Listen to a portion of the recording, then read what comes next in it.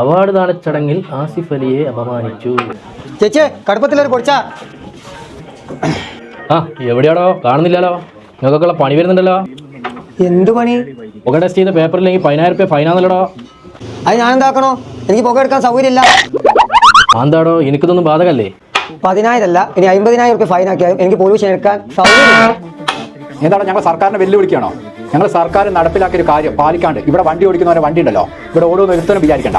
നിങ്ങളല്ല, നിങ്ങളെ സർക്കാരല്ല, ഇനി MBD അല്ല, MBDന്റെ വെല്ലുപ്പ് വന്നാലും ഞാനിവിടെ കിടന്നു പോകും.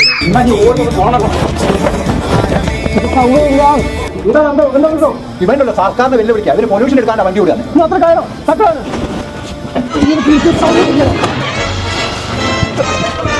ഈ കറണ്ടിന്റെ വണ്ടിയിൽ ഏതാണ് പുക? ആദ്യം പറഞ്ഞുകൂടെ?